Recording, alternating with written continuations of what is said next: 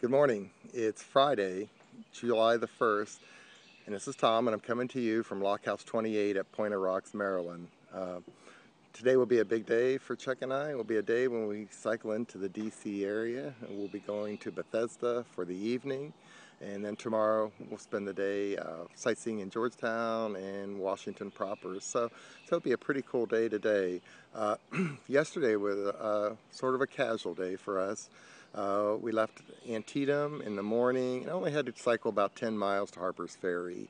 At Harper's Ferry, we took these pretty precarious iron steps across the railroad bridge, and getting the bikes over there was somewhat of a challenge, but we just took the panniers off and then carried the bikes up, and it worked out pretty well.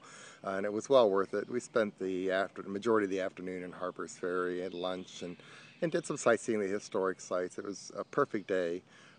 After that, we left and we cycled not real far, probably about 6 or 7 miles down to the town of Brunswick. And it's a quaint little town. It has a commuter rail station, so it looks like there's some DC commuters live there.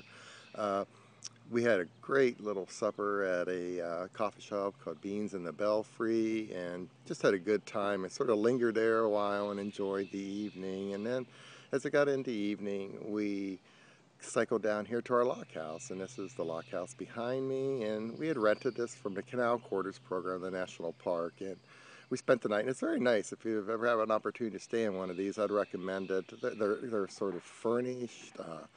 It's just very nice. There's a lot of history books and so forth in there about the history of the canal and the particular lock house, so it was a good time.